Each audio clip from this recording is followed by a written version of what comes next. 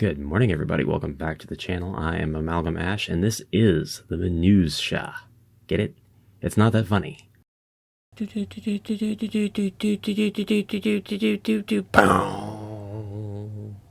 First RPG Maker MV and MZ 3D News user Cain 1984 has created a set of lovely, simple websites where you can go download his uploaded models, just all kinds of exterior and interior models, and plenty of instructions on how to get these working. They are free, so you can just go to the websites. I'll link them in the description below, and you can download them to your heart's content and use them for personal or commercial uses. You can join the Discord and contribute your own 3D models to this website. No account required. Next up, RPG Maker Unite.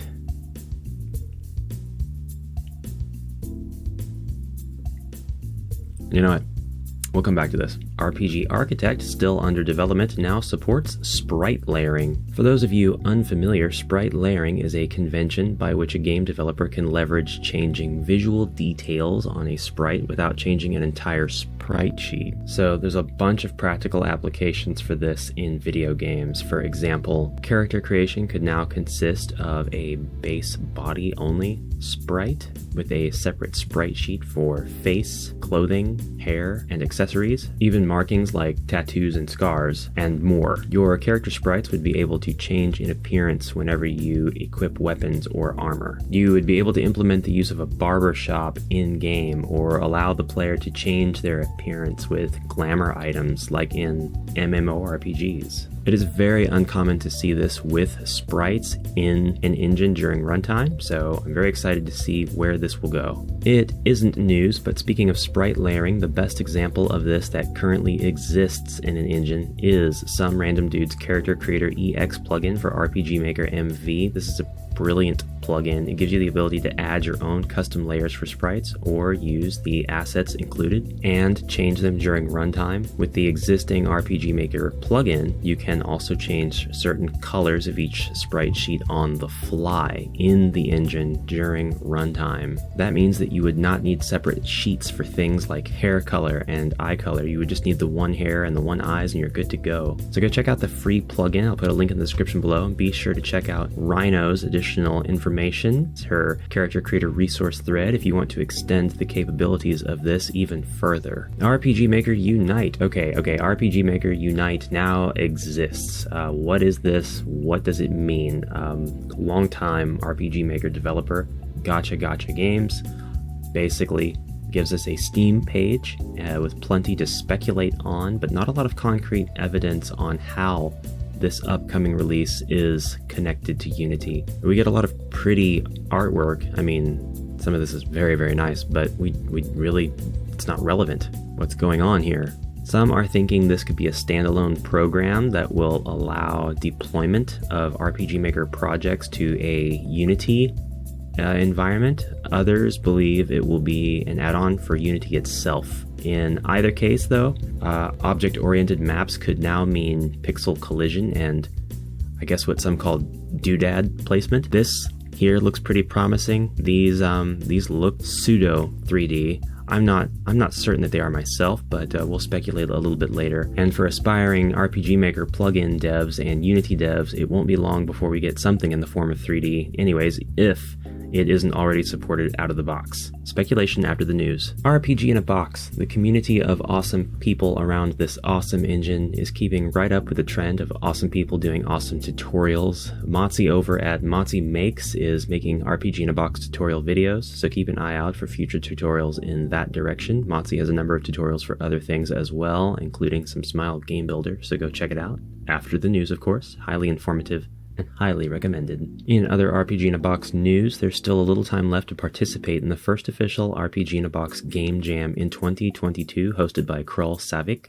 The prizes include a $50 gift card. You are allowed to submit games as well as source code, and you can use the demo version of RPG in a Box, which is free if you haven't been able to get the paid version yet. Even if you don't have time to get something together for this jam, follow Krull and stay tuned for future jams. Links in the description below. Smile Game Builder. The unofficial Smile Game Builder 2022 Returners Jam is happening now, and there is still a considerable of time left to join and submit a game, project, asset, or more. Check out the link in the description below. There is now a $100 Steam gift card for the grand prize winner, in addition to the other prizes on offer, which include game assets. And if you don't have time for this jam, you can still follow me on itch.io and keep an eye out for future jams. I host those. Speaking of Smile Game Builder assets, CompanionWulf's High-Text Market Pack is getting an update. Here's a sneak peek of the modular resources and tiles before they get released for sale later.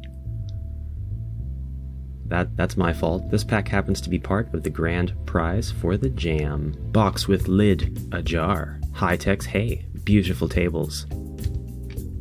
Clean and heavily used. Barrel. Barrel. Barrel.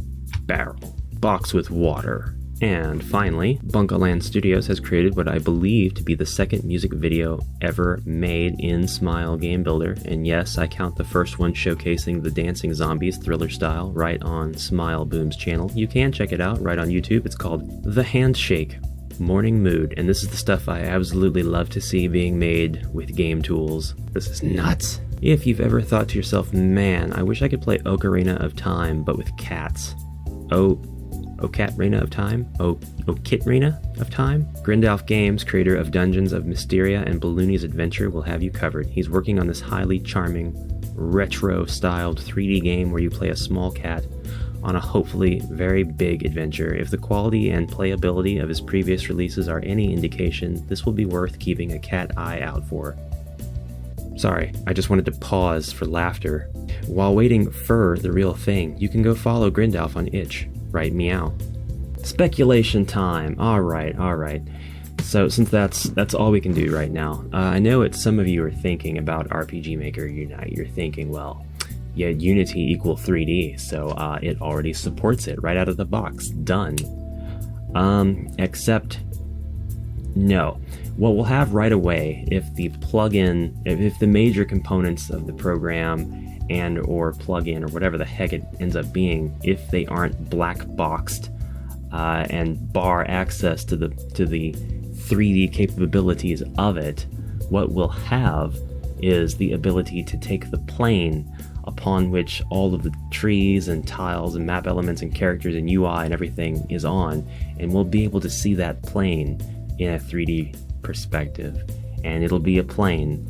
I'm definitely hoping to be proven wrong. I'd love to eat crow on this one. I just think, due to the way this product is being marketed, what little we see so far, they won't be leveraging 3D the way that something like MV3D does.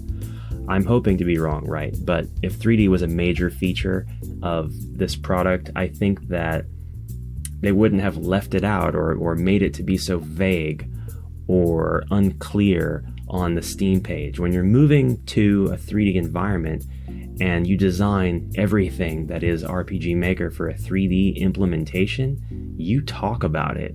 You shout it from the rooftops. You sell it. And I think that's what Gacha Games really needs and wants to do, is sell this product. That's not quite happening here. There's not a lot of, this is definitely going to push our engine into the third dimension. So either the editor of RPG Maker Unite won't support 3D elements out of the box, or Gacha Games is really, really, really bad at talking about this product. So forgive me for being rude, but either of these might be pretty on brand. But we won't know more until they've announced more, so I'm hoping for the best and keeping expectations low. Now again, yes, Unity is a 3D environment, so technically we could see everything we want to see in an official release of RPG Maker that uses 3D, but I think it's much more likely that that will be due to a third party stepping in and that talent developing a plugin or something of that nature, whatever Unity has in the form of plugins, frameworks, add-ons, etc. But what are your thoughts?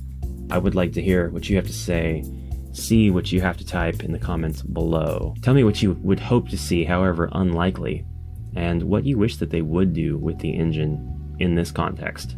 Okay, so here is Asha with the weather. Asha? It's like so hot. Terrifying.